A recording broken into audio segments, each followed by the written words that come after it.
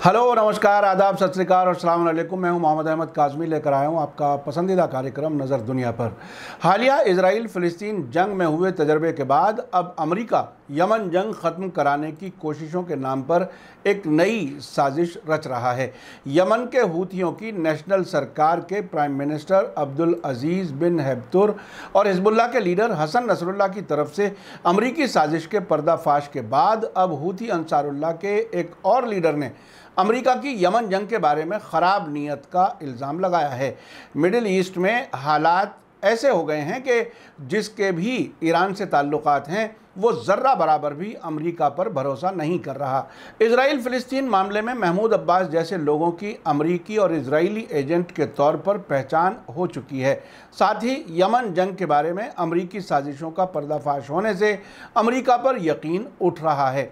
ख़बर काफ़ी अहम है, आखिर तक ज़रूर देखें। आगे बढ़ने से पहले आपसे गुजारिश है कि अगर आपने अभी तक media star world YouTube channel subscribe नहीं किया है तो सब्सक्राइब कर लें और घंटी दबाना ना भूलें। और अगर आप हमें फेसबुक पर देख रहे हैं तो हमारे पेज को लाइक करें ताकि आपको हमारी हर एक नई वीडियो की खबर सही वक्त पर मिल सके। अगर हमारी खबर सच्ची और अच्छी लगे तो अपने व्हाट्सएप ग्रुप, फेसबुक, इंस्टाग्राम और ट्विटर अकाउंट पर ज़रूर शेयर करें ताकि मीडिया स्टार वर्ल्ड की खबरें दुनिया भर तक पहुंच सकें। आज की बड़ी खबर है कि यमन के हूथी अंसारुल्लाह की सुप्रीम पॉलिटिकल काउंसिल के मेंबर मोहम्मद अली अल हूसी ने कहा है कि अमेरिका चाहता है कि यमन में जंग जारी रहे। यमन के अल मसीरा टीवी चैनल की रिपोर्ट के मुताबिक अल हूसी ने आज फ्राइडे को बताया है कि अमेरिका के लिए यमन में जंग के ऑप्शन को प्रायोरिटी हासिल है, अमन को नहीं। उन्होंने कहा कि अमेरिका यमन में जंग चाहता है लेकिन दिखावा अमन का करता है। अल हुसी के मुताबिक अमन के बहाने पाबंदियां लगाने से अमेरिका को कुछ मिलने वाला नहीं है। उनका कहना है कि सेंट्रल बैंक और कारखानों पर हमलों के बाद प्राइवेट सेक्टर को निशाना बनाना और साथ ही यमन की आवाम को भूखों मारना भी जंगी जराइम में शामिल है। अमेरिका की फाइनेंस मिनिस्ट्री ने कल थर्सडे शाम यमन के कुछ लोगों पर पाबंदियां लगाई हैं जिन पर यमन की सरकार को माली मदद देने का इल्ज़ाम है। अमेरिका ने यमन के 7 लोगों और 4 कंपनियों पर पाबंदियां लगाई हैं। अमेरिकी फॉरेन मिनिस्टर एंटोनियो ब्लिंकन ने कहा है कि उनका मुल्क यमन की हूथी सरकार पर दबाव बनाए रखेगा। इससे पहले 8 जून को यमन की नेशनल सरकार में प्राइम मिनिस्टर अब्दुल अजीज़ बिन हेब्तुर ने कहा था कि दुश्मन जंग हार चुके हैं, अब वो यमन की दलदल से इज्जत से निकलने के लिए हाथ पैर मार रहे हैं। लेबनान के अल मयादीन टेलीविज़न चैनल को इंटरव्यू देते हुए यमन के प्राइम मिनिस्टर अब्दुल अजीज़ बिन हेब्तुर ने कहा कि हमलावर मुल्कों को अच्छी तरह पता है कि यमनी नेशन को हराना उनके बस की बात नहीं है। उन्होंने कहा कि अमेरिका और उसके दुमछल्ले अब यमन की जंग से इज्जत के साथ निकलने की कोशिश कर रहे हैं। उन्होंने साथ ही कहा कि सऊदी अरब और यूनाइटेड अरब एमिरेट्स ने अमेरिका के इशारे पर अपने मिसाइलों और बमों से यमन को निशाना बनाया है। उन्होंने यमन जंग रोकने की कोशिशों की तरफ इशारा करते हुए कहा कि ओमान इस इलाके के सारे फरीकों का दोस्त है और हमने शुरू में ही ओमान के मीडिएशन का खैर मकदम किया था। आपको बता दूं कि ओमान का एक हाई लेवल डेलीगेशन 5 मई को यमन की राजधानी सनआ पहुंचा था। 7 साल से जारी सऊदी हमलों के बाद से अब तक किसी भी ओमानी डेलीगेशन का ये पहला यमन का दौरा था। यमन के खिलाफ सऊदी अरब के हमलों में ओमान शुरू से ही अलग रहा है। 7 जून को यमन की राजधानी सना में ओमान के डेलीगेशन ने अंसारुल्लाह के लीडर सैयद अब्दुल मलिक बदरुद्दीन अल हुसी और सुप्रीम पॉलिटिकल काउंसिल के सरबराह मेहंदी अल मशात से भी मुलाकात की थी। रिपोर्ट में कहा गया है कि अंसारुल्लाह के लीडर ने इस मुलाकात में यमन में इंसानी मामलात समेत दूसरे मौज़ूआत पर भी बातचीत की।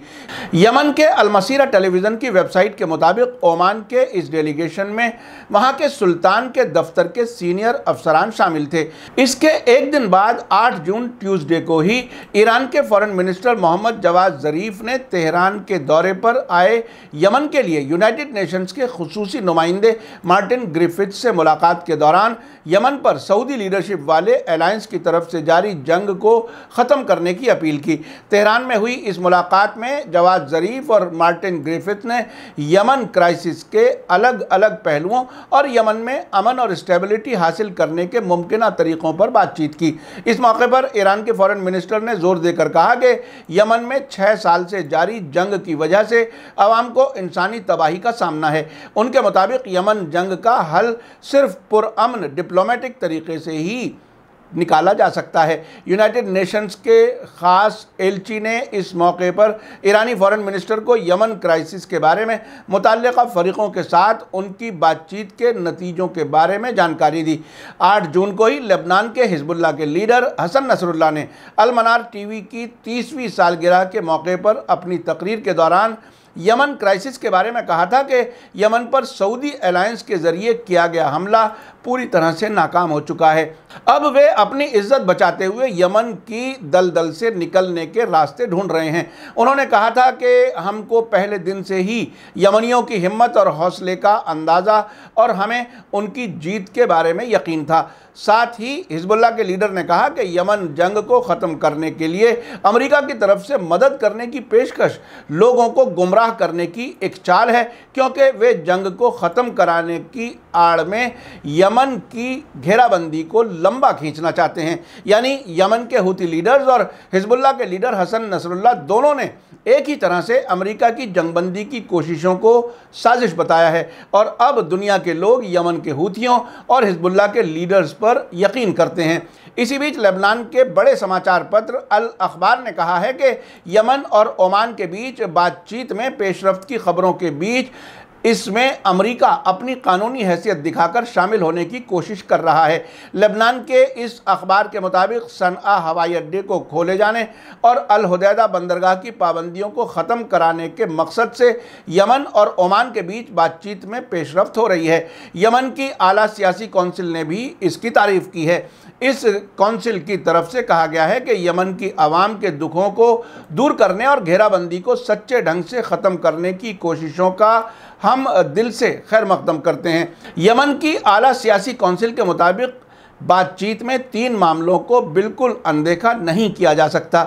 यमन की घेराबंदी को ख़त्म करना, समंदरी, ज़मीनी और हवाई हमलों को फ़ौरन रुकवाना और गैर मुल्की फ़ौजों की वापसी के साथ यमन के अंदरूनी मामलों में हर तरह के दखल से परहेज़ करना ज़रूरी है। लेबनान का अखबार कहता है कि ये इस हालत में है कि जब अमेरिका दबाव डाल रहा है कि बातचीत में उसकी मर्ज़ी के मुताबिक मामलात को उठाया जाए, जिसको इलाके के जानकार खुले तौर पर दखल अंदाजी और ज़बरदस्ती अपनी बात मनवाने की कोशिश के तौर पर देख रहे हैं। आपको बता दूं कि सऊदी अरब ने मार्च 2015 को अमेरिका और यूएई समेत कुछ मुल्कों की सपोर्ट से यमन पर ज़मीनी और हवाई हमले शुरू किए थे, साथ ही उसकी बंदरगाहों की घेराबंदी कर दी थी। सऊदी अरब के ज़रिए यमन पर थोपे गए जंग में अब तक 17,000 से ज़्यादा यमनी मारे गए हैं और हज़ारों ज़ख्मी हुए हैं, जबकि इस दौरान हमलों की वजह से लाखों लोग अपने घर बार छोड़ने पर मजबूर हुए हैं। उसके अलावा लाखों लोग